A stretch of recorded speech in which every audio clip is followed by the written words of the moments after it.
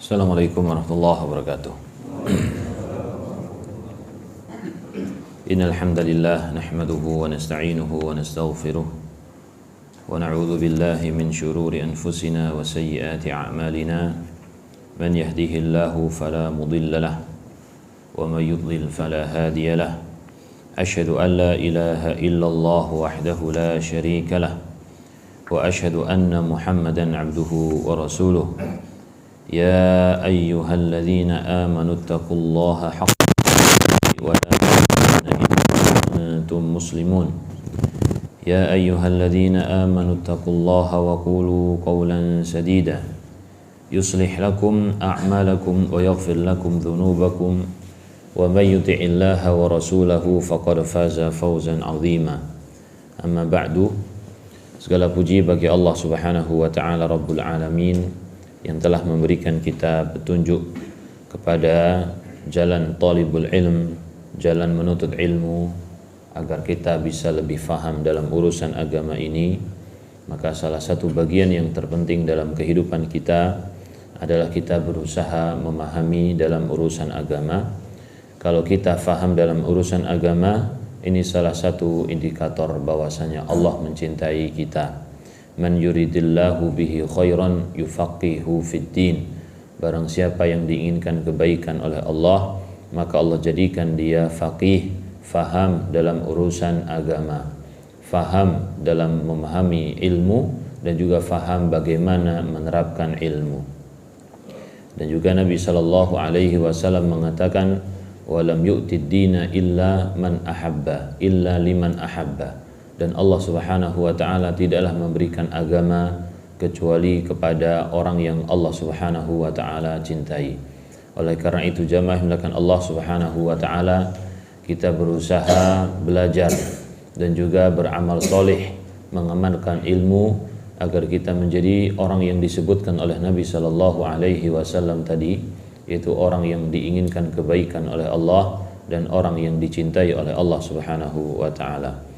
Salawat serta salam semoga senantiasa tercurahkan kepada Nabi kita Muhammad sallallahu alaihi wasallam, suri tauladan kita semua, yang kita cintai, yang kita muliakan, yang kita pelajari sunnah-sunnahnya dan juga sejarahnya.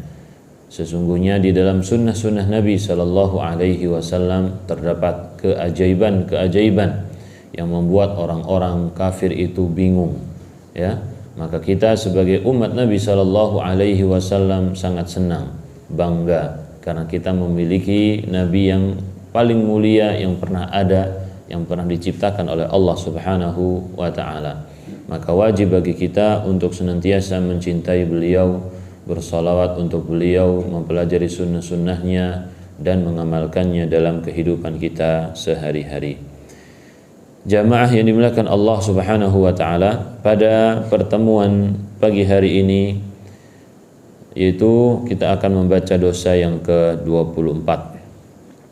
Al-kadzabu fi ghalibi aqwalihi, yaitu gemar berkata bohong dalam kebanyakan ucapannya. Jadi sebagian orang ini menjadikan kebohongan sebagai hobi, hobinya bohong, ya. Kalau tidak bohong dia nggak enak, maka suka berbohong. Ini adalah salah satu penyakit yang sangat berbahaya. Kalau seseorang memiliki penyakit seperti ini dalam dirinya, dia harus menyingkirkannya, ya.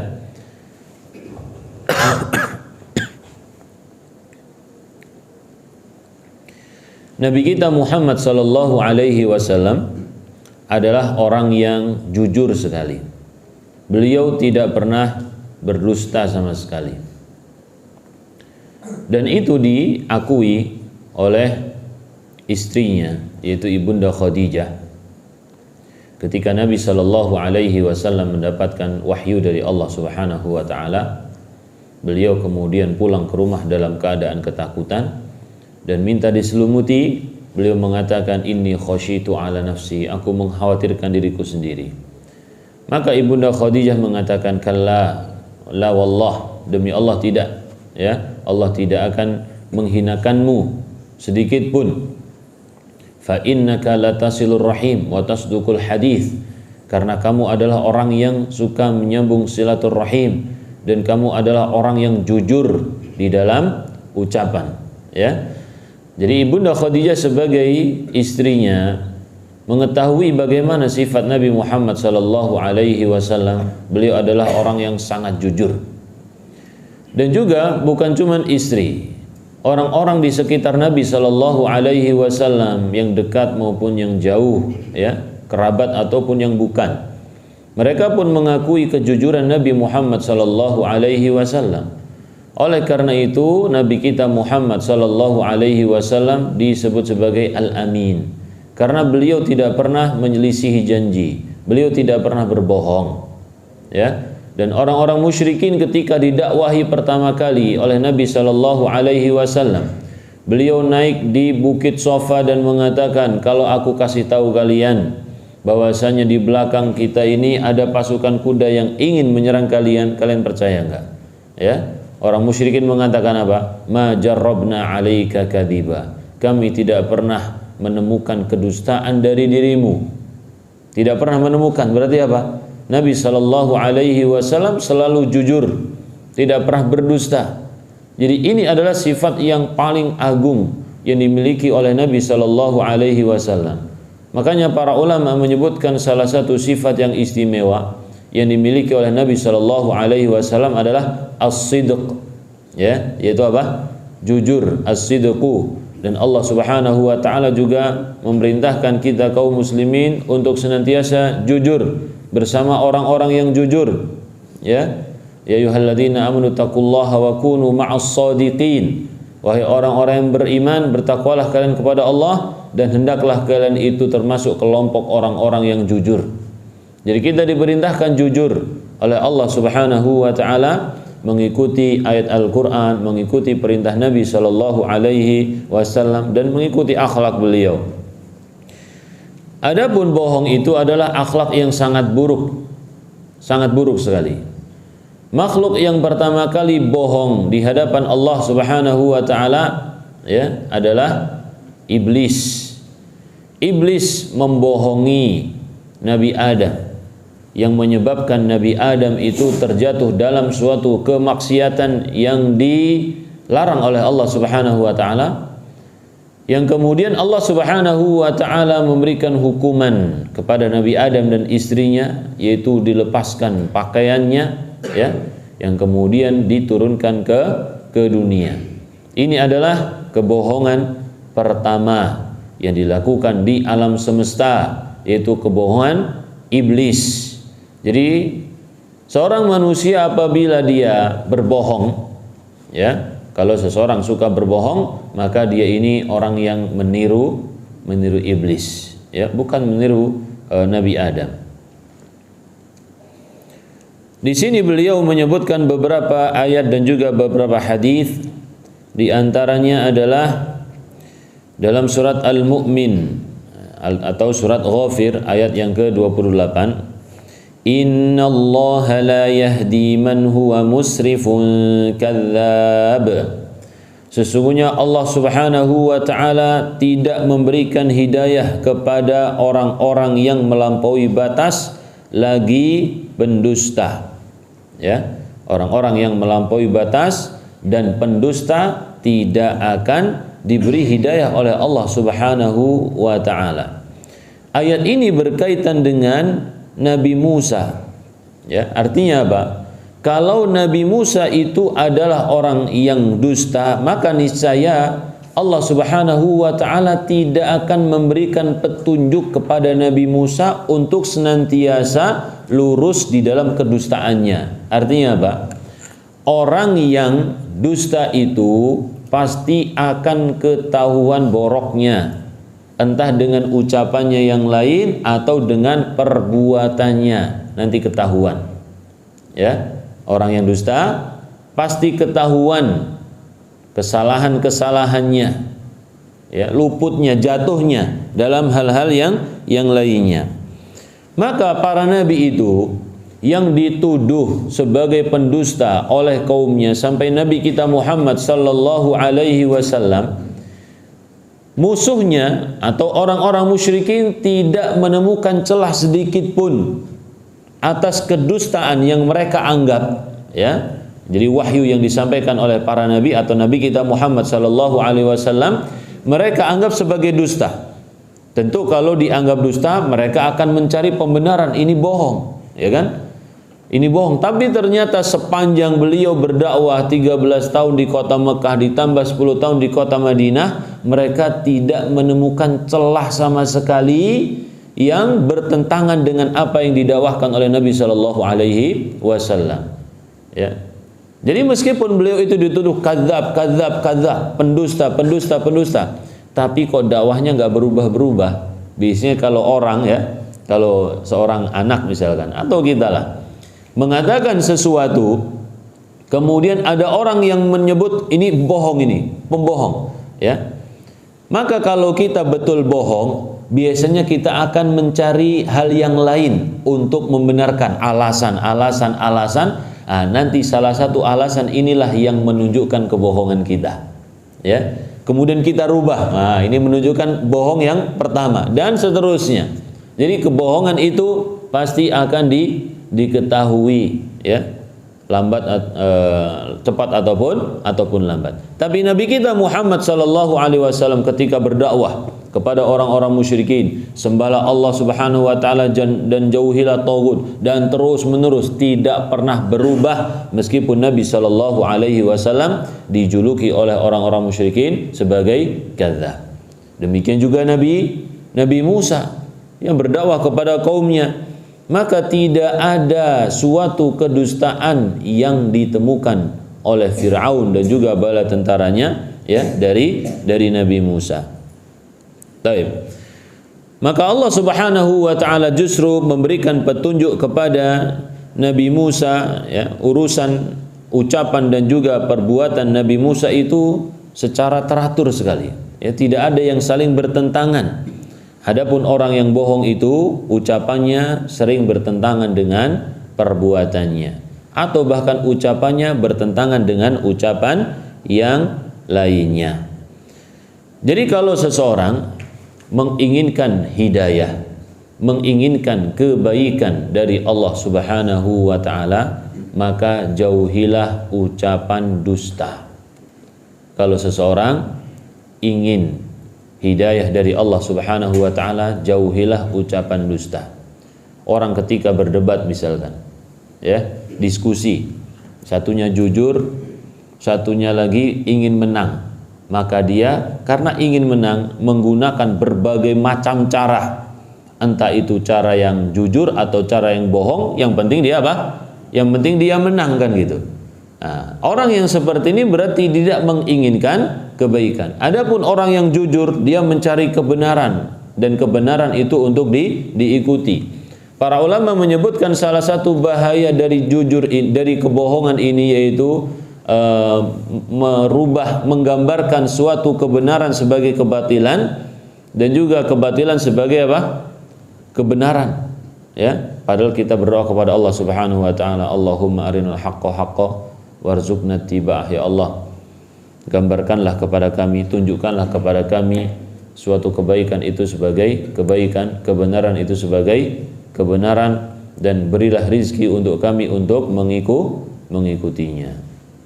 Jadi Allah Subhanahu wa taala tidak memberi petunjuk kepada orang yang suka berdusta, ya. Orang yang berdusta itu pasti akan ketahuan belangnya, akan ketahuan boroknya. Baik.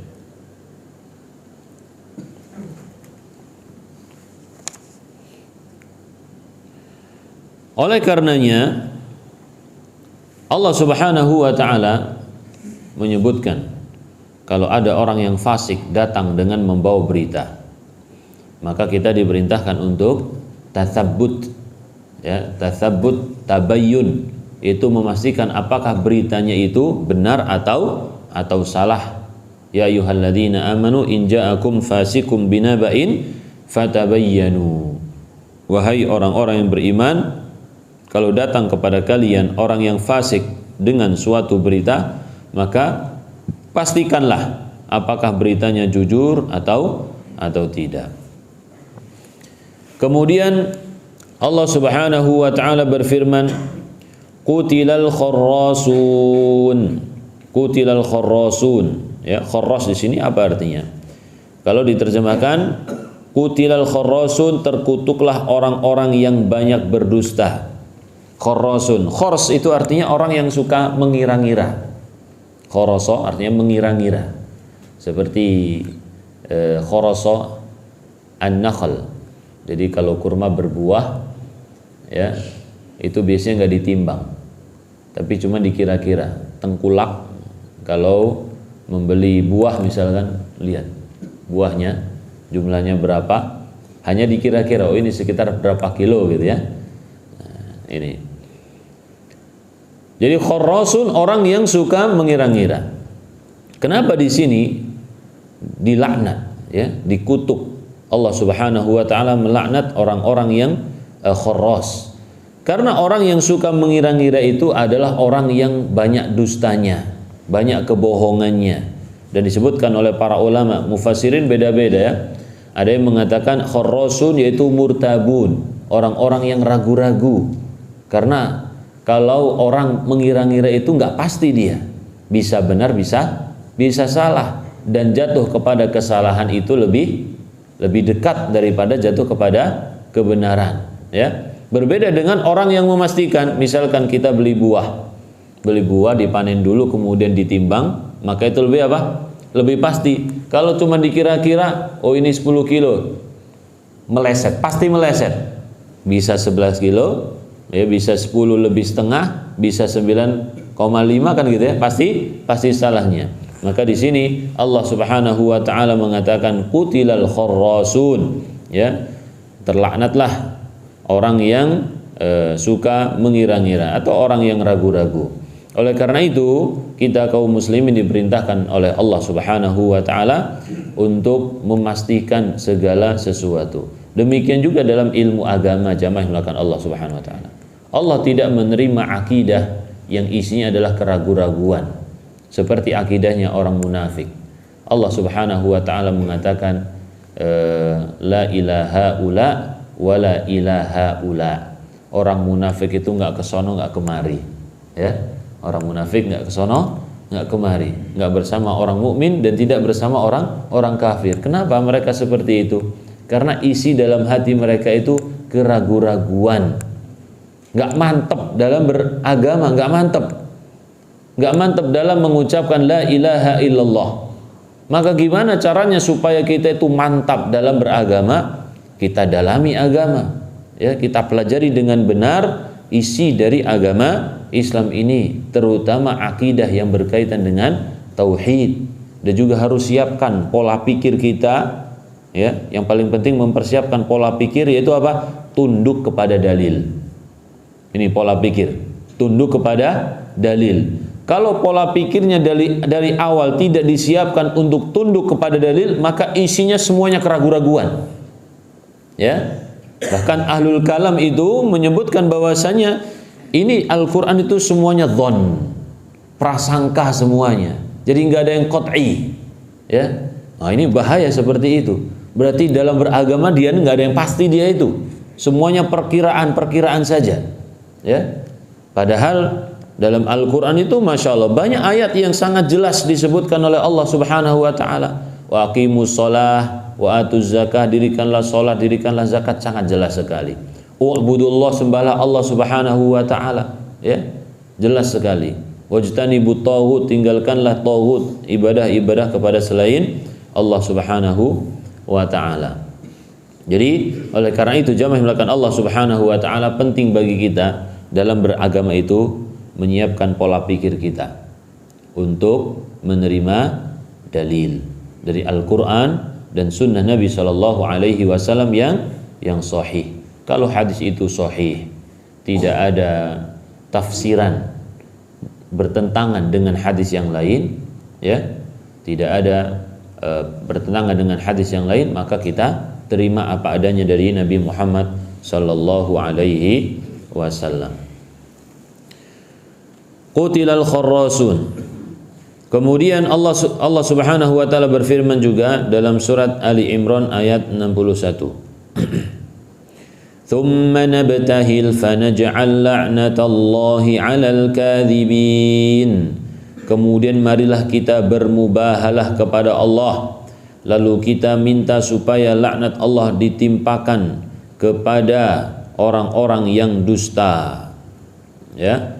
Jadi minta, berdoa kepada Allah Subhanahu wa taala dengan benar-benar orang yang melakukan kedustaan supaya dia ini yang dihukum oleh Allah Subhanahu wa taala. Disebutkan oleh Ibnu Qayyim rahimahullahu taala, ya, yang sunnah di dalam mujadalah, yaitu berdebat dengan ahlul batil, orang-orang yang berada di atas kebatilan, apabila tegak kepada mereka hujjah dari Allah Subhanahu wa taala, walam yarji'u, dan mereka tidak mau kembali. Artinya apa?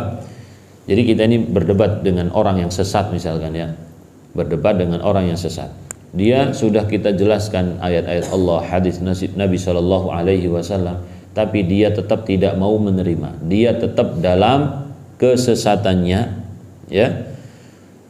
Bal asarru 'alal 'inad ayyad'uhum ilal mubahalah. Bahkan mereka ini terus-menerus keras kepala, enggak mau mengikuti dalil, ya, tidak mau rujuk.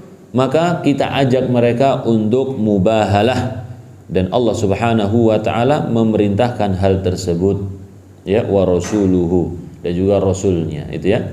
Dengan syarat ada beberapa syarat, yaitu mengikhlaskan niat karena Allah Subhanahu wa taala.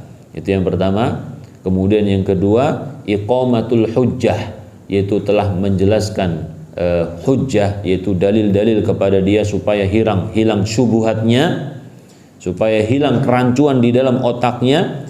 Kemudian yang ketiga, mereka itu terus-menerus ngeyel di atas kesesatan tersebut, ya. Dan juga yang keempat, perkara yang diperdebatkan ini adalah perkara agama, bukan perkara yang ijtihadiyah. Perkara agama yang pasti, bukan perkara ijtihadiyah. Misalkan ada orang yang mengaku dirinya nabi, ya, mengaku dirinya nabi, seperti siapa itu? Mirza Ghulam Ahmad. Disebutkan bahwasanya Mirza Ghulam ini mati setelah dia mengadakan mubahalah, ya, dengan seorang ulama. Jadi dia ini mati dalam keadaan sakit bertahun-tahun, dan matinya di mana? Mati di kamar mandi, di WC, ya. Ini dihinakan oleh Allah Subhanahu wa taala.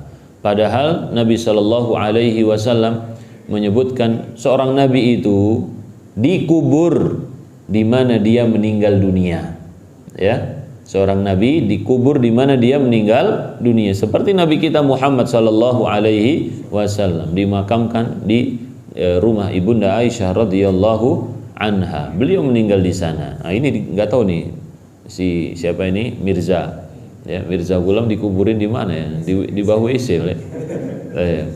Nomor sepiteng.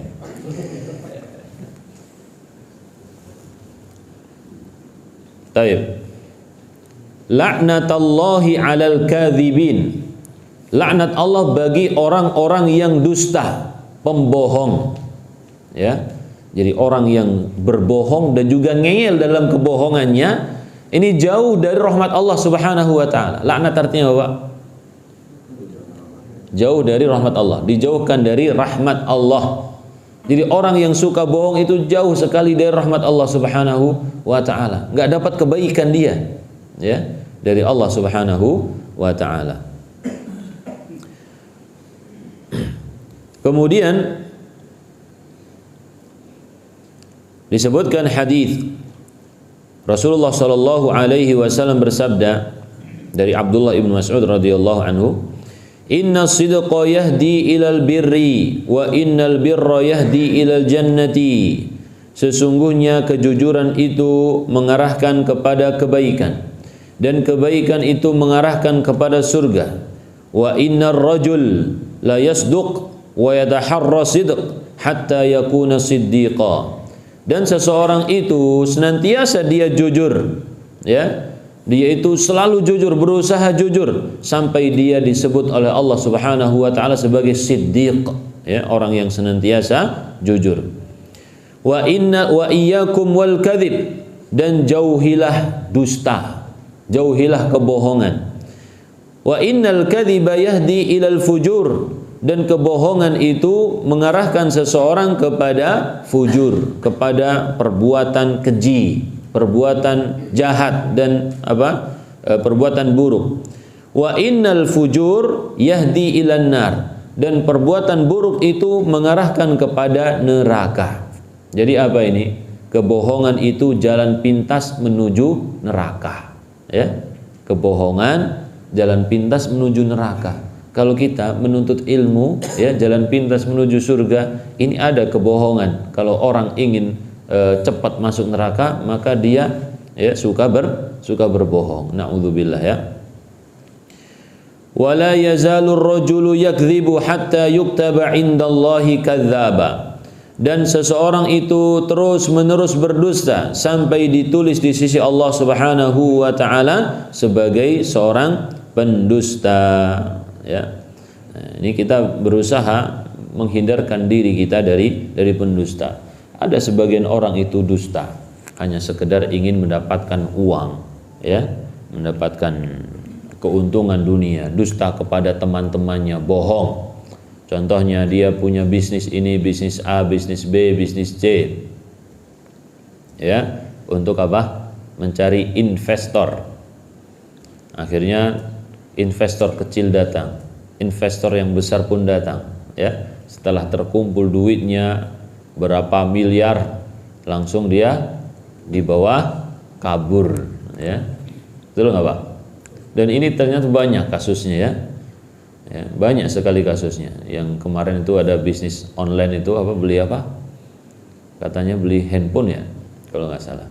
Dan yang nggak online pun banyak juga, ya, yang ngaku bisnis perumahan, bisnis apartemen, bisnis sepeda, bisnis banyak sekali sebagai alasan, ya, untuk mengumpulkan uang-uang antum, ya. Kemudian kemarin juga nggak tahu, ya kan? Masya Allah. Ya, ini yang tahu ya tahu, yang nggak tahu ya nggak tahu, ya. Ada juga bohong, ya, bohong keluarganya sakit, ini ada masalah untuk mendapatkan uang, bohong dia, ya. Atau juga bohong menjadikan orang yang sakit sebagai modus.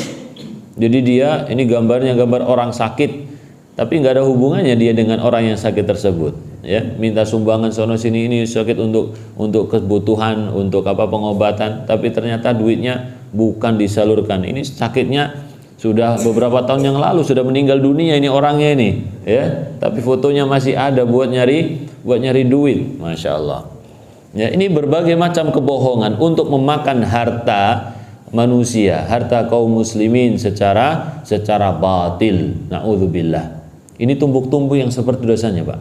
Tumpuk-tumpuk, ya. Jadi duit yang dikumpulkan dengan cara seperti itu jelas-jelas haram, dan dia punya tanggungan untuk mengembalikannya. Kalau tidak dikembalikan di dunia, maka akan dikembalikan nanti di akhirat, bukan bentuk uang tapi bentuknya apa? Pahala, bil hasanati was sayyiat, dengan pahala dan juga dengan dosa, ya. Jadi ini bukan perkara sepele. Sebagian orang mungkin dari sisi akidah sudah mantap, sudah ngaji gitu, ya, bertahun-tahun dekat dengan ustadz misalkan, ustadz fulan dekat, ya. Tetapi dari sisi akhlak dia tidak berubah. Dulu sebagai pembohong, tapi ternyata ketika ngaji itu bohongnya itu nggak bisa hilang karena sudah menjadi penyakit dalam hatinya, dalam dirinya, ya. Jadi tidak menjamin, Pak, ya. Ini tidak menjamin. Wah, jenggotnya saja panjang misalkan, ya. Ini bukan salah jenggotnya, ya. Bukan salah jenggotnya. Celananya cingkrang, bukan salah celananya juga. Memang sifat dalam dirinya ini dia nggak mau merubahnya. Ya, kebohongan itu memang itu salah satu bagian yang sangat berat sekali, Pak, ya. Maka kita berusaha, kalau ada di dalam diri kita itu sifat yang suka mengarahkan kepada kita kepada kebohongan, kedustaan, ini harus cepat-cepat diperbaiki, harus bertobat nasuha, bertobat kepada Allah Subhanahu wa taala karena perkaranya bukanlah mudah. Baik.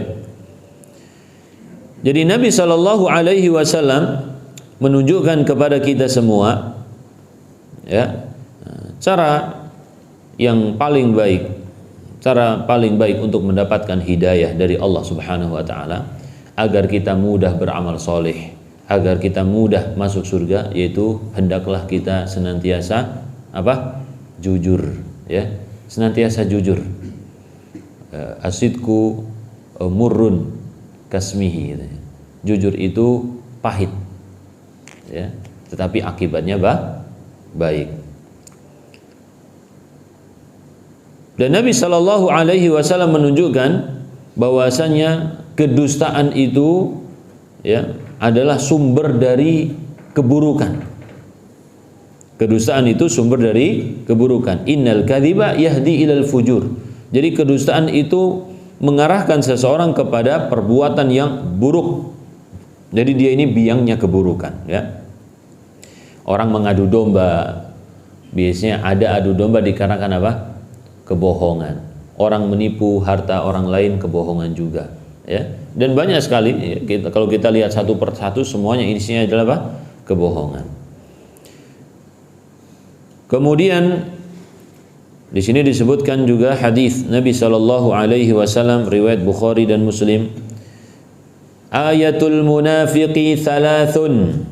Tanda-tanda orang munafik itu ada 3. Tanda-tanda orang munafik ada 3. Idza haddatsa kadzaba. Kalau dia bicara dia dusta. Ini ya. Kalau dia bicara dia dusta. Ini sifat yang pertama disebutkan oleh Nabi Shallallahu Alaihi Wasallam. Wa idza wa'ada akhlafa. Kalau dia berjanji dia mengingkari. Wa idza tumina khana. Kalau dia dipercaya dia berkhianat. Dalam lafaz lain disebutkan arba'un man kunna fihi kana munafiqan khalisa. Ada 4 macam hal. Kalau seseorang itu ada di dalam dirinya 4 hal ini, berarti dia itu munafik yang khalis, ya, munafik yang murni, dia itu betul-betul munafik. Wa man kanat fihi khoslatun minhunna. Kalau ada dalam diri seseorang salah satunya, kanat fihi khoslatun minan nifaq, berarti dia itu punya sifat orang munafik. Hatta yada'aha, sampai dia meninggalkannya. Apa itu? Idza tumina khana. Kalau dia dipercaya dia berkhianat. Wa idza haddatsa kadzaba. Kalau dia berbicara dia berdusta. Wa idza ahada ghadara. Kalau dia bersumpah atau berjanji, ya, maka dia menyelisihi, tidak menepati janjinya, sumpahnya. Wa idza khasama fajara. Kalau dia itu berselisih dengan orang lain, maka dia berlaku zalim. Berlaku zalim dia, ya. Contohnya sengketa tanah misalkan, ya, sengketa tanah, maka ingin menang, yang dia lakukan apa? Suap, menyuap, ya. Ini namanya zalim. Atau dia berselisih dengan seseorang, maka yang dia lakukan apa? Menyakiti orang tersebut, ya, menuduh dan lain sebagainya. Ini adalah bentuk apa? Kebohongan juga, ya, bentuk kebohongan yang dilakukan oleh orang-orang munafik. Jadi di sini Nabi Shallallahu Alaihi Wasallam mengaitkan kebohongan itu dengan kemunafikan. Dan orang munafik itu bohong sekali, dalam ibadah pun mereka bohong, ya. Allah Subhanahu wa taala menyebutkan sifat orang munafik di dalam surat Al-Baqarah. Jadi surat Al-Baqarah itu, ya, Al-Quran itu menjelaskan urut sekali, ya Pak, ya. Pertama disebutkan Al-Fatihah, kemudian disebutkan dalam surat Al-Baqarah. Al-Fatihah itu yang paling bagus, isinya doa, pujian kepada Allah, dan kita berdoa kepada Allah Subhanahu wa taala. Itu permulaan surat yang luar biasa. Kemudian setelahnya surat Al-Baqarah. Al-Baqarah ini di awal-awal surat Allah menyebutkan tentang sifat-sifat manusia, golongan manusia yang akan disebutkan oleh Allah dalam Al-Quran itu. Ada 3, ya, ada 3. Itu orang yang ditetapkan keimanannya, yang kedua orang yang ditetapkan kekafirannya, yang ketiga orang yang orang yang munafik, ya. Yang paling panjang menjelaskan tentang sosok seseorang itu yaitu apa? Tentang apa? Orang munafik, ya. Karena kalau orang bertakwa disebutkan 5 ayat atau 4 ayat. Orang kafir cuman 2 ayat saja. Orang munafik nggak tahu nih 11 atau 13 ayat itu, ya. Jadi panjang sekali berbicara tentang orang munafik, karena memang berbicara tentang orang munafik ini sesuatu yang tidak mudah, repot, ya. Susah kita menghadapi orang munafik, itu susah sekali. Allah Subhanahu wa taala menyebutkan, ya, yukhadi'una Allah innal munafiqina, dalam surat An-Nisa, innal munafiqina yukhadi'una Allah wa huwa khadi'uhum. Orang munafik itu menipu Allah. Khida' salah satu bagian dari dusta. Orang munafik menipu Allah Subhanahu wa taala, maka Allah pun membalas tipuan mereka. Artinya apa? Mereka dibiarkan dalam kemunafikannya, seakan-akan mereka beriman, nanti di akhirat mereka dimasukkan ke dalam api neraka, itu ya.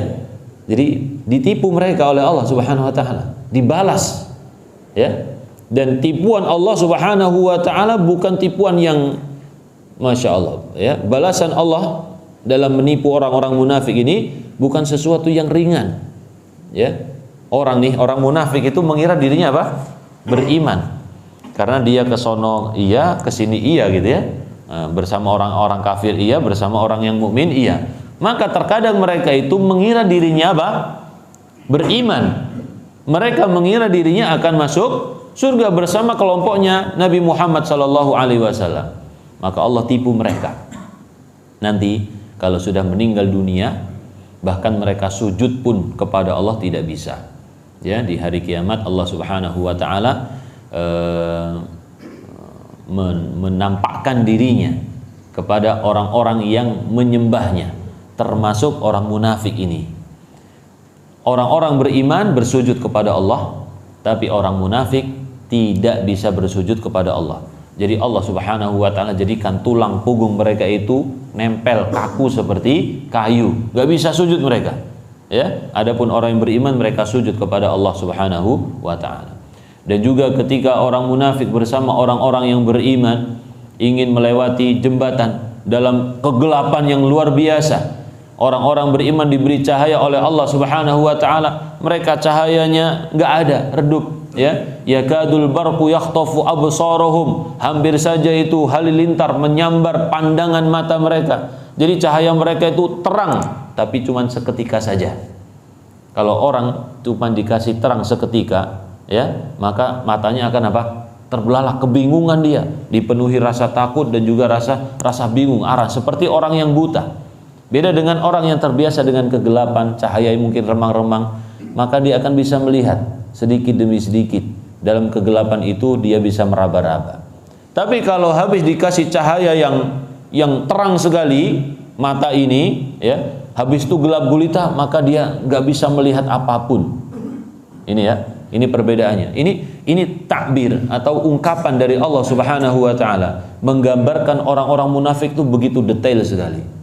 Ya, bagaimana mereka itu berada di kebingungan yang luar biasa ketika di dunia, nggak kesono nggak kemari. Kenapa? Bingung mereka itu, ragu-ragu. Ya, maka di akhirat juga begitu sama. Allah Subhanahu wa taala jadikan mereka kebingungan di akhirat, tidak menemukan jalan bersama orang-orang yang beriman. Ya, yauma yaqulul munafiquna wal munafiqatu lil ladzina amanu dzuruna naqtabis min nurikum. Tunggu dulu kalian sini, ya, aku mau ngambil cahaya dari kalian, karena mereka nggak punya cahaya, orang munafik. Ini balasan dari Allah Subhanahu wa taala karena mereka telah membohongi Allah Subhanahu wa taala. Jadi jamaah yang melakukan Allah Subhanahu wa taala, Allah tidak menginginkan keimanan kecuali yang khalis, yang murni, tidak dibumbui dengan kemunafikan, tidak dibumbui dengan keraguan, tidak dibumbui dengan kesyirikan sedikit pun. Itu Allah Subhanahu wa taala tidak menginginkannya. Oleh karenanya Nabi kita Muhammad sallallahu alaihi wasallam mengajarkan kepada umatnya untuk senantiasa ikhlas. Dan juga Allah Subhanahu wa taala melarang apa? La ikraha fid din, Tidak ada paksaan dalam agama. Nggak ada paksaan. Kenapa? Karena Allah melihat yang batin sebagaimana Allah melihat yang zahir. Orang terpaksa sholat, ya, ada orang terpaksa sholat. Ya mungkin kalau dari sisi pengajaran nggak apa-apalah. Tapi kalau dari sisi orang tersebut, Allah Subhanahu Wa Taala nggak butuh dengan sholat orang yang seperti ini. Ya, dia sholat secara zahir, tapi hatinya terpaksa. Apakah Allah butuh dengan sholat seperti ini? Tidak, karena Allah melihat yang batin sebagaimana Allah Subhanahu Wa Taala melihat yang zahir, gitu. Kalau kita lihat zahir orang itu nggak mau, maka kita kan sudah nggak enak duluan ya. Maka Allah melihat hati orang ini nggak mau, ya. Allah nggak butuh dengan sholat yang seperti ini, bohong yang seperti ini. Baik. Dan orang munafik yura'unan nas, yukhot tadi ayat yang lanjutannya juga sama, menginformasikan tentang apa yang dalam hati kita. Kamu marah ya? Enggak kok, enggak marah. Padahal kita apa? Kita marah, ya kan?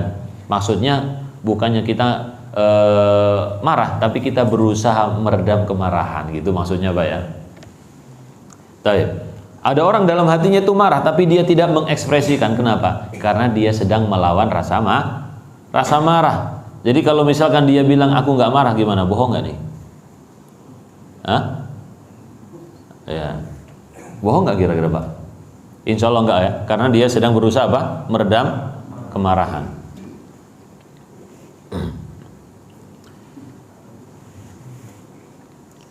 Dan juga Nabi Shallallahu Alaihi Wasallam mengatakan, man tahallama bihulmin lam yarahu kullifa ay ya'qida baina sya'irataini yaumal qiyamati walan yaf'al. Barang siapa yang mengklaim suatu mimpi yang tidak pernah dia lihat dalam mimpinya, ya, orang mimpi ngaku-ngaku ketemu Nabi Muhammad misalkan. Nabi Muhammad bilang ke aku kalau aku adalah wali. Masya Allah. Maka orang tersebut dibebankan untuk mengikatkan, menyambungkan antara dua helai rambut, ya, atau syairata ini, atau apa namanya, dua biji syairah, apa, gandum, ya, menyambung dua biji gandum pada hari kiamat, atau rambut, ya, pada hari kiamat. Walan yaf'al, dan dia tidak bisa melakukannya. Dia tidak bisa melakukannya. Kalau sudah terputus nggak mungkin akan bersatu, ya. Taib. Maksudnya apa di sini? Jadi perkara mimpi itu Pak bukan perkara yang biasa. Nabi Shallallahu Alaihi Wasallam menyebutkan mimpi itu ada 3. Yang pertama adalah hadithun nafsi, yaitu ucapan jiwa. Seseorang setelah seharian melakukan sesuatu, dia itu kepikiran, ya kan? Kepikiran. Atau kita terkadang kalau mau tidur itu merencanakan, aku mau mimpi apa ya? Dia pikir-pikir dulu tuh. Mikirin dulu deh, mikirin sesuatu supaya apa? Supaya mimpinya itu terbangun berdasarkan apa yang dipikirkan sebelum apa? Sebelum tidur tadi, gitu. Bisa nggak? Kadang bisa, kadang enggak, ya. Nah, kadang bisa, kadang tidak. Tapi seseorang itu biasanya seperti itu. Nggak tahu kalau antum gitu atau enggak, ya. Ya, jadi sebelum tidur mikirin sesuatu yang indah-indah, yang seneng-seneng, gitu ya. Mikirin, habis itu dia tidur, berharap apa? Berharap apa yang dipikirkan itu terbawa dalam tidurnya. Itu disebut dengan hadithu an-nafs. Yang kedua yaitu mimpi baik dari Allah Subhanahu wa taala. Yang ketiga adalah mimpi dari setan, mimpi buruk, ya, mimpi buruk. Seseorang ketika mimpi buruk maka dilarang untuk bercerita kepada orang lain. Kalau dia mimpi baik, diperintahkan untuk menceritakan, boleh menceritakan kepada orang yang menyukainya. Kalau tidak menyukainya, jangan diceritakan kepada orang tersebut. Jadi mimpi yang baik itu ceritakan kepada orang yang menyukainya. Ketika seseorang bercerita dalam mimpinya dia melihat sesuatu, ini menunjukkan dia itu senang dengan mimpi tersebut, menganggap mimpinya ini mimpi indah dari Allah Subhanahu wa taala. Padahal apa yang diceritakan itu tidak pernah dia lihat dalam mimpi tersebut. Berarti dia apa? Dia berdusta atas nama Allah Subhanahu wa taala. Bisa dipahami Pak ya? Orang yang bercerita, aku mimpi tadi kita sebutkan contohnya. Aku mimpi bertemu dengan Nabi Muhammad sallallahu alaihi wasallam.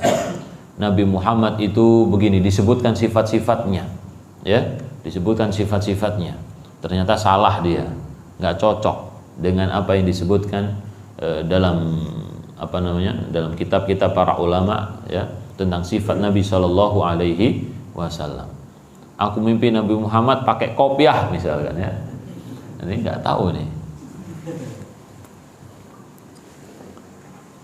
Baik. Tapi ada aja yang seperti itu, ya. Orang yang berdusta seperti ini, ya, orang yang berdosa dalam mimpinya, ini perkara yang sangat membahayakan agama, ya. Dan juga Nabi Shallallahu Alaihi Wasallam menyebutkan kalau mendekati hari kiamat, hampir saja mimpi seorang mukmin itu adalah benar, ya. Dan juga mimpi yang baik itu atau mimpi yang benar itu adalah salah satu dari tanda-tanda kenabian. Artinya apa? Bukan orang tersebut jadi nabi, bukan, ya.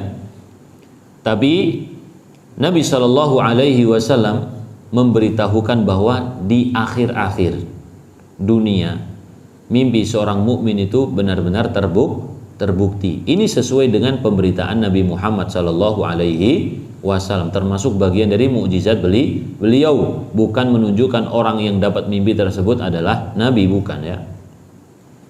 Baik.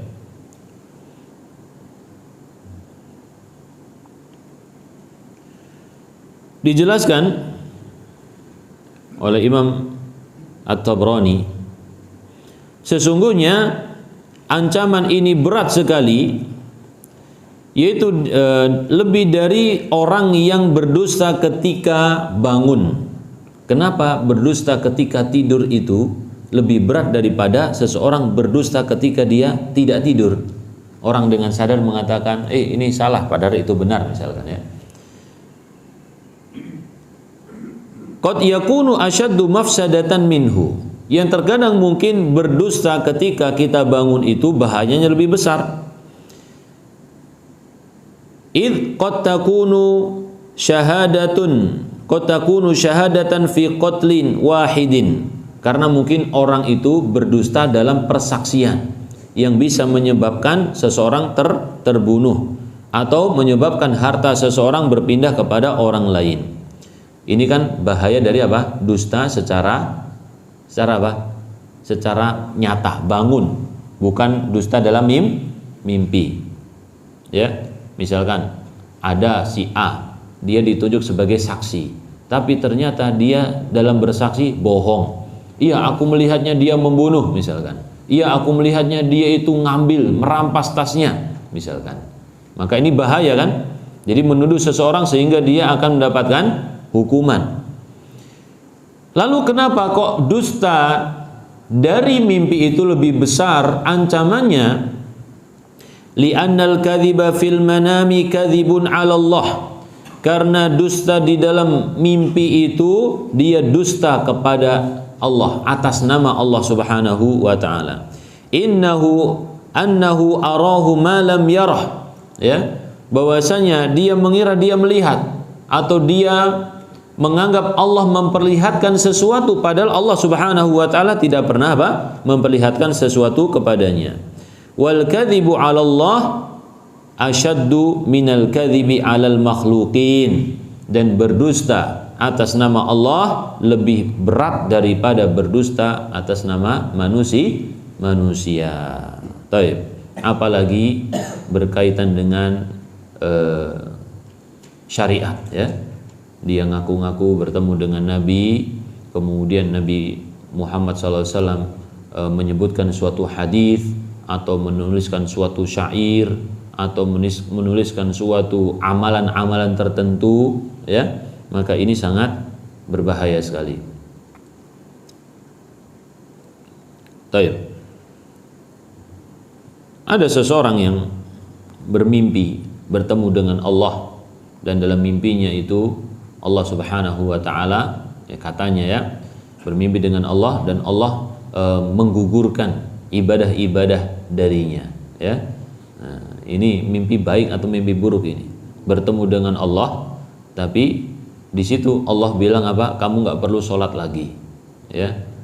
Kamu nggak perlu sholat lagi, khusus buat kamu. Ini mimpi baik atau mimpi buruk kira-kira ini? Ya, mimpi buruk, Pak, ya. Ini bukan Allah, itu setan itu, ya. Karena nggak ada Allah Subhanahu wa taala memberikan wahyu, ya, dispensasi, nggak ada khusus seseorang, ya. Jadi ini tadi tentang bahayanya dusta dalam mimpi. Jadi hati-hati, Pak, ya. Kalau mimpinya memang nggak pernah mimpi atau lupa dari mimpinya, nggak usah dipaksakan untuk menceritakan apa? Mimpi. Itu jamnya mati, ya. Baik. Kita lanjutkan. Nabi sallallahu alaihi wasallam bersabda, "Inna afral fira ayyuriya ar-rajulu 'ainaihi ma lam taraya." Sesungguhnya kedustaan yang paling dusta adalah seseorang mengklaim melihat suatu mimpi dengan matanya apa yang sebenarnya tidak dilihat dengan kedua matanya, ya. Atau dalam lafaz lain, inna min a'zamil fira ayyadda'iya ar-rajulu ila ghairi abihi. Termasuk kedustaan yang paling besar, ini disebut dengan firyah, yaitu seseorang menisbatkan dirinya kepada selain bapaknya, au yuriya ainahu ma lam tara, atau mengklaim matanya melihat sesuatu mimpi padahal dia tidak melihatnya, au yaqulu ala Rasulillah sallallahu alaihi wasallam ma lam yaqul, atau dia mengatakan, menisbatkan suatu ucapan kepada Rasulullah sallallahu alaihi wasallam padahal beliau tidak pernah mengatakannya.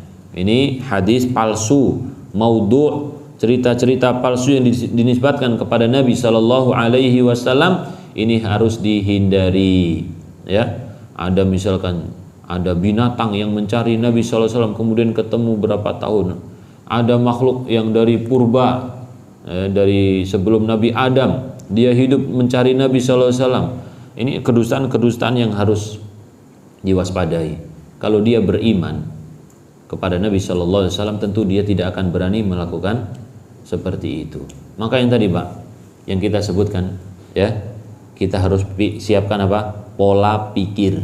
Kalau kita menginginkan kebaikan dalam agama, kita siapkan pola pikir kita tunduk kepada Al-Qur'an, sunnah yang sahih, ya. Itu kalau kita ingin menginginkan kebaikan. Kalau seseorang tidak ingin kebaikan, ya, maka dia akan menjadikan otaknya itu lebih tinggi daripada Al-Quran, daripada sunnah. Nggak mau tunduk kepada Al-Quran dan sunnah. Jadi Al-Quran dan sunnah diatur supaya sesuai dengan keinginannya, diatur sesuai dengan hawa nafsunya. Kalau dia ada yang nggak cocok, waduh, diragu-ragu nih, ya, ragu-ragu dulu. Pokoknya segala sesuatu yang datang dari Al-Quran dan sunnah disikapi dengan keragu-raguan terlebih dahulu, ya. Bahkan ada pakai dalil mereka. Dalilnya apa? Dalilnya yaitu kisah Nabi Ibrahim. Kisah Nabi Ibrahim. Nabi Ibrahim minta kepada Allah Subhanahu wa taala untuk diperlihatkan bagaimana Allah Subhanahu wa taala menghidupkan sesuatu yang mati, ya. Awalam tu'min, apakah kamu tidak beriman? Qalu bala. Qala bala, tentu ya Allah. Walakin liyatma'inna qalbi, akan tapi hatiku supaya lebih mantap, lebih tenang. Karena mendengar tidak sama dengan melihat. Kalau orang melihat dengan nyata langsung lebih mantap, betul nggak, Pak? Ya, orang melihat mendengaran, di sana ada kebakaran, santai saja dia, ya. Tapi ternyata ketika melihat, ternyata yang kebakaran itu samping rumahnya, ya, samping rumah dia, waduh, gelagapan dia. Ya, melihat tidak sama dengan berita. Nabi Musa juga sama. Nabi Musa ketika dikasih tahu oleh Allah Subhanahu wa taala, umatmu disesatkan oleh Samiri. Ya, Nabi Musa datang dengan membawa lauh dari Allah Subhanahu wa taala, kitab. Berjalan menuju kaumnya. Biasa saja. Tapi ketika melihat kaumnya menyembah anak lembu, anak sapi, langsung dilempar itu, ya. Jadi dilempar, kemudian menarik lehernya siapa? Harun, marah besar. Jadi melihat tidak sama dengan apa? Mendengar. Tapi ini dianggap oleh orang-orang yang tersesat bahwasanya Nabi Ibrahim ragu, kurang mantap dengan apa yang diberitahukan oleh Allah Subhanahu wa taala. Naudzubillah. Ya, kita berlindung kepada Allah Subhanahu wa taala dari tuduhan seperti ini. Jadi mereka menganggap awal yang harus kita miliki adalah keraguan katanya.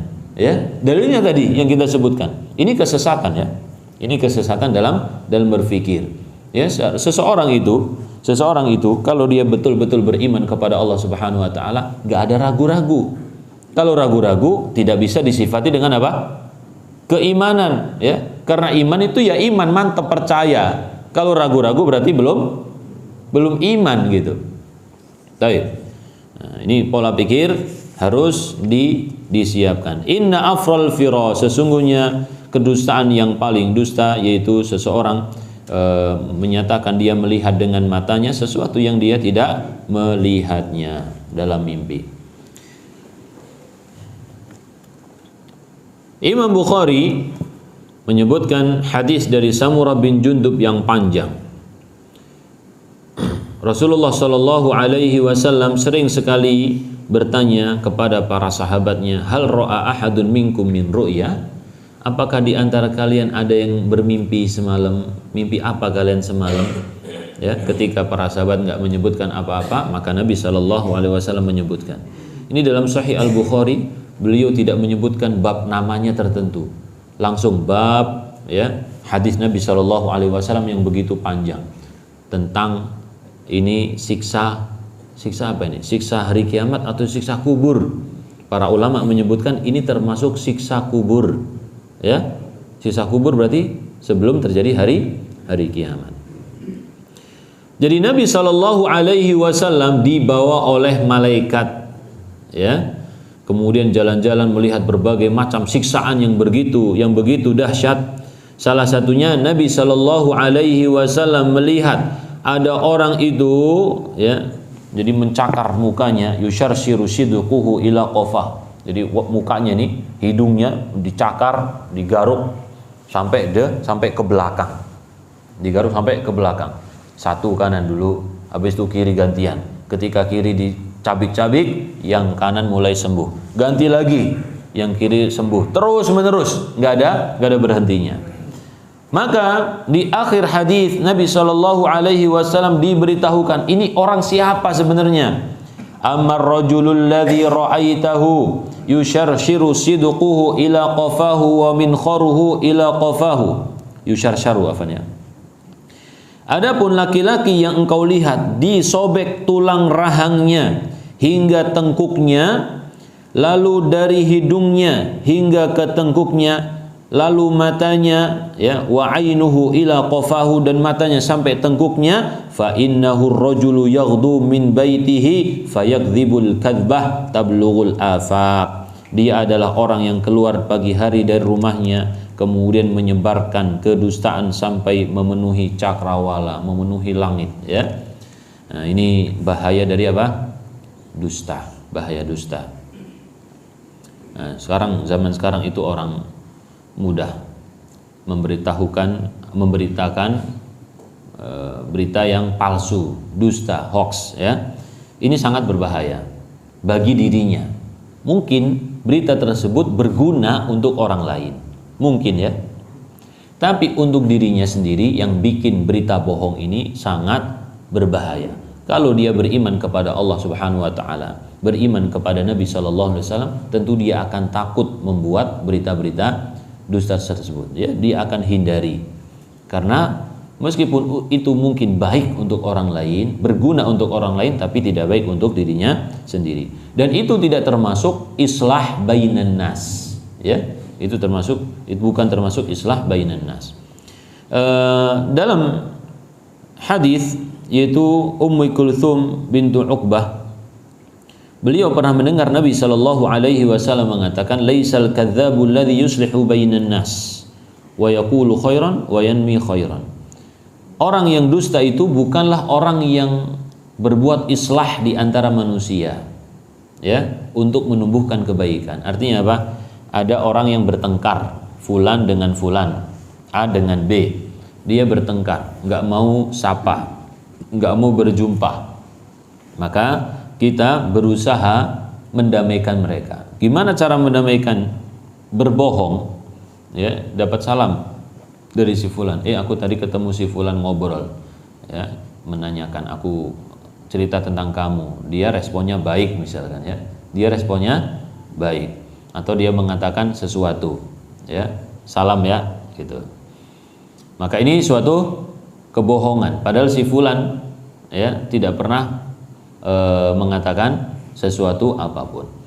Kemudian kita bertemu dengan yang satunya lagi, ya, ketemu dengan si fulan tadi yang pertama diceritakan, dan kita ceritakan kebaikan dari si B ini, ya. Jadi kita tadi pertama bohong untuk mendapatkan respon si B, dan dia responnya baik, maka kita sampaikan respon baik ini kepada si A. Akhirnya apa? Mereka mulai apa? Mulai melunak, tidak jadi marahan, tidak jadi berantem, ya. Mereka sudah mulai mau berjumpa, mau tersenyum, mau menyapa, dan akhirnya apa? Akrab lagi. Yaitu namanya apa? Laisal kadzdzab alladzi yuslihu bainan nas. Bukanlah disebut pendusta orang yang berusaha mendamaikan antara manusia. Dan juga mengatakan, walam asma' yurakhasu fi syai'in mimma yaqulun nasu kadzibun illa fi thalath. Dan aku tidak pernah mendengar sesuatu yang yurakhas, diberikan keringanan untuk berdusta dari ucapan manusia ini kecuali dalam 3 hal. Pertama, al-harbu. Nabi SAW mengatakan al-harbu khida. Perang itu memang tipu daya, ya. Nabi SAW apabila beliau ingin menuju suatu tujuan, warra bi ghairihi, beliau menutupi dengan yang lainnya. Pingin menuju Jakarta misalkan, ya, kita ingin menuju Jakarta, tapi kita muter dulu ke arah Tangerang, habis itu muter sampai ke Jakarta. Nabi Muhammad sebelum pergi Fathu Mekah, beliau itu ke arah sono, ke arah Syam dulu. Ketika beliau ingin hijrah, ya, ke kota Madinah, beliau ke arah mana? Yaman dulu. Jadi muter. Tujuannya apa? Untuk mengelabuhi. Ini peperangan, ya. Al-harbu hida. Wal islahu bainan nas. Yang kedua adalah untuk mendamaikan dua orang yang sedang berselisih. Seperti yang tadi kita sampaikan. Wa hadithur rajuli imra'atahu. Dan juga ucapan seorang laki-laki kepada istrinya, atau ucapan istri kepada suaminya, rayuan, ya, rayuan gombal gitu, ya. Jadi seorang suami merayu istrinya, Masya Allah kamu cantik sekali, kamu hari ini cantik sekali misalkan. Berarti kemarin-kemarin enggak kan itu. Pokoknya bagaimana lah, antum insya Allah lebih ahli dalam merayu, dalam menggombal. Ini diperbolehkan, ya. Masakan misalkan, ya, masakan Masya Allah enak sekali gitu, ya. Nah, itu tidak apa-apa, bahkan dianjurkan. Baik.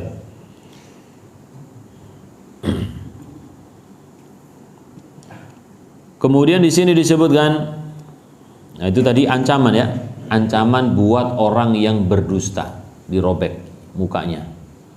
Ya, pernah nggak terasa robek muka, Pak? Nggak, ya, alhamdulillah, ya.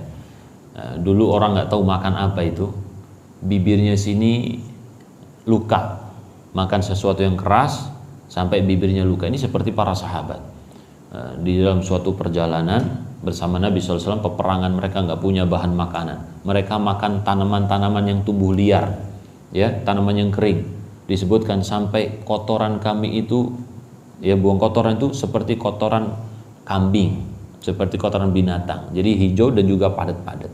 dan juga sampai mulut kami itu apa? Luka, terluka mulutnya. Ini rasanya pernah nggak? Rasanya apa? Perih, sakit, ya, nggak nyaman. Itu baru cuman sedikit saja. Cuman apa? Cuma sedikit, belum dirobek dari mulutnya, dari matanya, dari hidungnya dirobek semuanya ke belakang sampai ke tengkuk. Ya. Kemudian ketika ini balik, ganti satunya lagi dirobek, ya, dirobek dengan pelan-pelan. Padahal ini di muka. Bagian yang paling sensitif itu ini muka sama tangan ini, Pak. Ya, muka sama tangan. Jadi rasa sakit itu lebih sakit daripada bagian kulit yang lainnya, telapak tangan, telapak kaki sama muka ini, Pak. Ya. Jadi naudzubillah, ini bagian dari ancaman Allah Subhanahu wa taala agar kita menghindari kebohongan. Dan sekali lagi, ini azab kubur. Karena nanti disebutkan di akhirnya sampai terjadi hari kiamat. Ya, azab kubur. Berikutnya, inna fil ma'aridi lamanduhatun 'anil kadhibi. Sesungguhnya dalam bahasa kiasan itu terdapat keleluasan dari kebohongan. Kiasan. Orang yang menggunakan kiasan kalau diperlukan, ya, kalau diperlukan, maka ini tidak termasuk bagian dari kebohongan. Tapi kalau orang sering melakukan kiasan, membuat kiasan-kiasan, ya, maka dia bisa jadi ini orang yang suka bohong. Jadi kiasan itu hanya boleh ketika diperlukan saja. Contohnya yaitu ketika anak dari Abu Thalhah meninggal dunia. Abu Thalhah suaminya siapa? Suaminya Ummu Sulaim, ya. Abu Thalhah menikah dengan Ummu Sulaim. Kemudian punya anak. Anaknya ini sakit. Abu Thalhah di masjid bersama Nabi SAW. Ketika anaknya meninggal dunia, Abu Thalhah, ya, kemudian pulang ke rumah dan bertanya kepada istrinya, bagaimana kabar anak kita, ya. Ummu Sulaim mengatakan hada'a nafasuhu, ya, nafasnya sudah tenang dan aku harap dia sekarang sudah istirahat. Kata siapa? Ummu Sulaim, kata istrinya. Apa maksudnya? Maksud Ummu Sulaim, dia itu sekarang tenang, betul-betul tenang. Artinya meninggal dunia, tapi tidak diungkapkan secara jelas, ya, tapi dengan kiasan yang lebih lembut. Kan orang yang mati juga apa? Tenang, jasadnya udah tenang dah, ya, nggak rewel lagi, nggak merasakan sakit lagi. Ini orang yang apa? Yang meninggal dunia. Demikian juga Nabi Ibrahim dengan menggunakan kata-kata yang lain ketika mengelabui seorang raja, ketika mengelabui kaumnya, ya, mengelabui kaumnya ketika diajak untuk melakukan perayaan penyembahan berhala. Nabi Ibrahim mengatakan ini sakim, aku sakit, ya. Artinya sakit apa? Sakit hatinya karena melihat kesyirikan yang dilakukan oleh kaumnya, ya. Maka umatnya ini menganggap Nabi Ibrahim sakit jasadnya, nggak bisa kemana-mana, nggak bisa pergi, ya. Dan juga Nabi Ibrahim mengatakan kepada istrinya, kalau si raja ini bertanya, aku ini siapamu? Bilang saja aku ini adalah apa? Saudaramu. Karena di dunia ini nggak ada yang beriman kecuali kita berdua, ya. Maka bilang saja aku adalah saudara. Artinya apa? Saudara seiman, meskipun beliau adalah suaminya. Taib. Jadi inna fil ma'arid lamanduhatun minal kadhibi. Sesungguhnya dalam bahasa kiasan itu terdapat keleluasan dari kebohongan. Tapi nggak boleh jadi kebiasaan, ya. Tidak boleh jadi kebiasaan. Nanti orang akan melihat, oh ini tukang bohong, ya. Hanya diperlukan saja, sebagaimana yang tadi kita sebutkan, hanya diperlukan. Dan juga kafa bil mar'i itsman ay yuhaddisa bi kulli ma sami'a. Ini masih banyak, ya, tentang kebohongan. Coba nanti kita baca pada pertemuan yang lainnya juga sedikit. Ada juga tentang bunuh diri ini. Satu lagi hadisnya, kafa bil mar'i ithman, atau dalam lafaz lain kafa bil mar'i kadziban ay yuhadditsa bi kulli ma sami'. Cukuplah seseorang itu mendapatkan dosa atau disebut sebagai pendusta kalau dia menceritakan segala sesuatu yang dia dengar. Ya. Kalau seseorang menceritakan sesuatu apa yang dia dengar tanpa tatsabbut, tanpa memastikan kebenarannya, maka sangat mungkin dia itu terjatuh dalam kebohongan, kedustaan. Ya, katanya kan gitu kan biasanya, nggak dipastikan dulu katanya, maka dia akan jatuh dalam kedustaan, menceritakan kabar burung, kabar dusta. Maka Imam Malik mengatakan wala yakunu imaman abadan wa huwa yuhadditsu bi kulli ma sami'. Orang yang menceritakan segala sesuatu yang dia dengar, nggak bisa dia itu jadi imam, jadi panutan, nggak bisa, ya, karena dia akan banyak salahnya, banyak bohongnya dia. Seseorang menulis hadis misalkan, dari fulan ditulis, fulan ditulis, semua ditulis, ya. Dia tidak cross check dulu apakah si fulan ini kredibel dalam menceritakan hadis ini, sahih atau dhaif atau palsu. Tidak dikoreksi, yang penting tulis semuanya, kemudian diceritakan kepada muridnya, ya. Maka orang seperti ini nggak bisa jadi imam, nggak bisa jadi panutan, ya. Dan juga kitabnya jadi kitab yang kurang bagus, ya, karena menceritakan dan tidak menjelaskan ini maudhu, ini sahih, ini dhaif, ya, tidak dijelaskan. Taib. Mungkin itu yang bisa kita baca. Insya Allah sedikit nanti sisanya kita baca pada pertemuan berikutnya. Kalau ada pertanyaan silakan Pak. Assalamualaikum warahmatullahi wabarakatuh. Tentang Nabi Ibrahim yang pernah bohong kepada Raja Mesir yang membuat syarat itu kan istrinya. Tapi kalau mengaku istrinya akan dibunuh oleh Raja Mesir, maka dia berbohong kepada Raja bahwa dia adalah saudaraku. Akan menghadapi syubhat. Kalau nggak berbohong akan menghadapi malapetaka itu. Apakah boleh kalau kita berbohong? Kalau nggak berbohong nanti akan mendapat siksaan atau pembunuhan. Boleh Pak, ya. Ya, seseorang tadi islah, ya. Jadi seseorang apabila menginginkan kebaikan, boleh dia berbohong. Tapi tadi modelnya tauriyah. Seperti ana lupa siapa itu ulama di zaman fitnah khalqul Quran. Ketika para ulama dituntut untuk mengucapkan Al-Quran itu makhluk, ada yang mengatakan Taurat, Zabur, Injil, Al-Quran ini semua adalah makhluk, gitu ya. Yang dimaksud dia makhluk itu apa? Tangannya, jari-jarinya, gitu.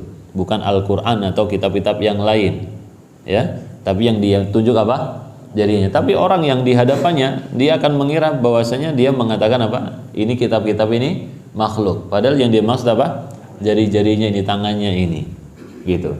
Jadi untuk menghindari apa? Menghindari kebohongan. Tetapi apa yang dilakukan oleh Imam Ahmad, beliau tidak mau melakukan tauriyah, tidak mau melakukan kebohongan untuk membela dirinya. Kan ada dalam ayat itu surat An-Nahl, ya. Surat An-Nahl, Allah Subhanahu wa taala mengatakan man kafara billahi min ba'di imani illa man ukriha.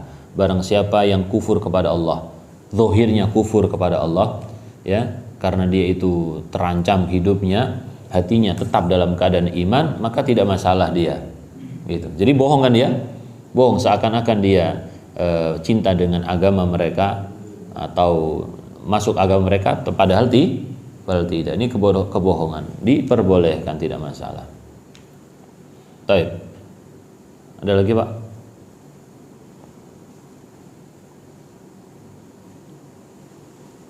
Cukup ya. Jadi kita